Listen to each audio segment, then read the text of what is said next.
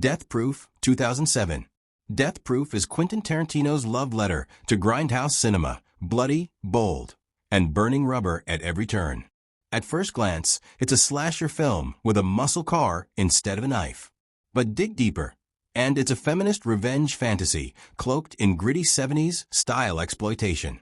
The story follows stuntman Mike, a sadistic ex-Hollywood stunt driver who uses his death-proof car to murder unsuspecting women.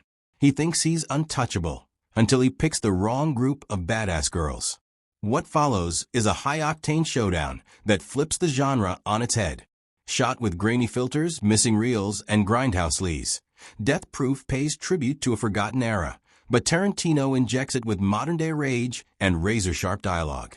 At times slow-burning, at times violently explosive, the film builds toward one of the most satisfying revenge finales ever put on screen.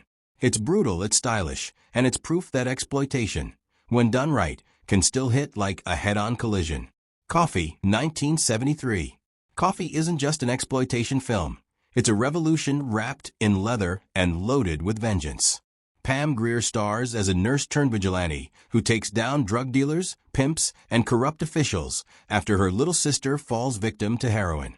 Armed with a sawed-off shotgun and zero patience, Coffy infiltrates the darkest corners of the city, exposing the rot hiding behind polished power. What makes this film unforgettable isn't just the action, it's Grier herself. She's fierce, smart, and completely unapologetic, turning every scene into a lesson in cool vengeance. Directed by Jack Hill, Coffy exploded onto screens in 1973 as part of the blaxploitation wave, but it stood out for its gritty realism, stylish violence, and feminist edge. Coffy wasn't waiting for justice. She was justice. From wigs packed with razors to explosive showdowns, this film is wild, raw, and completely addictive.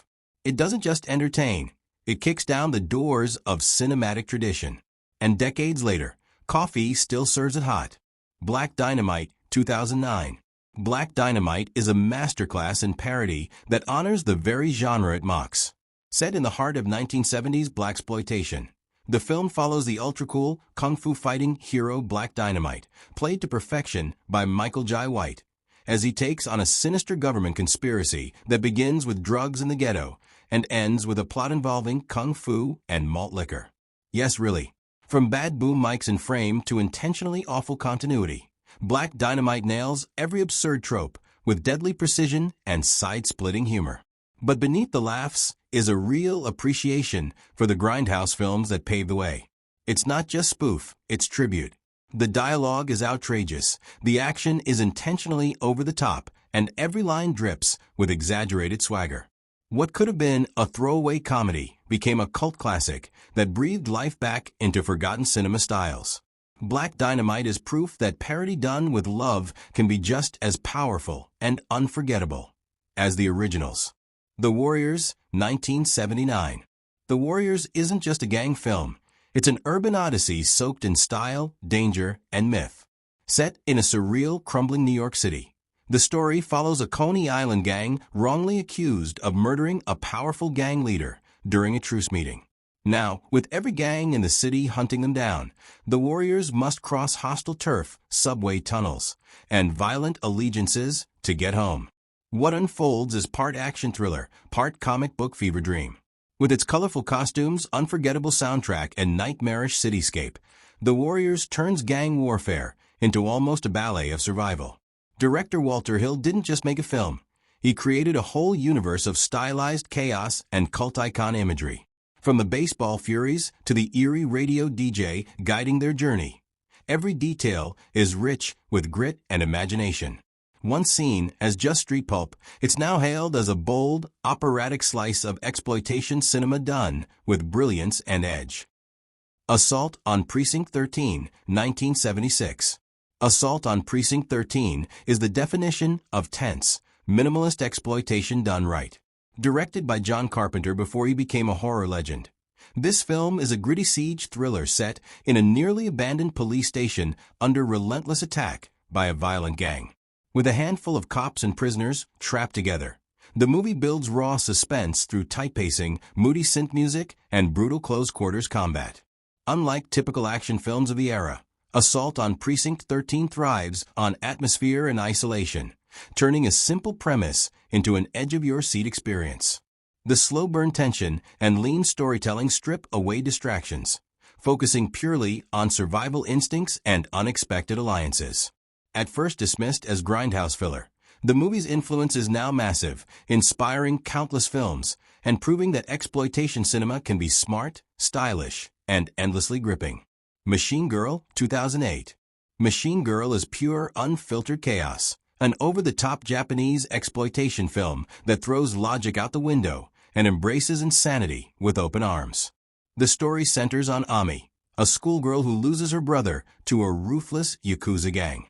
Fueled by grief and vengeance, she replaces her lost arm with a deadly machine gun and embarks on a brutal, blood-soaked rampage. What sets Machine Girl apart is its unapologetic mix of gore, camp, and wild creativity.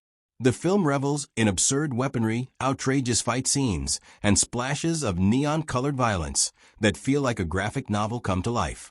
It's not subtle or refined, it's gloriously ridiculous. But beneath all the carnage lies a surprisingly emotional core of loss and justice. For fans of exploitation, Machine Girl is a non-stop thrill ride that proves how wild and weird cinema can get, and still keep you hooked from start to finish. Battle Royale, 2000. Battle Royale is a shocking and savage masterpiece that redefined the survival genre.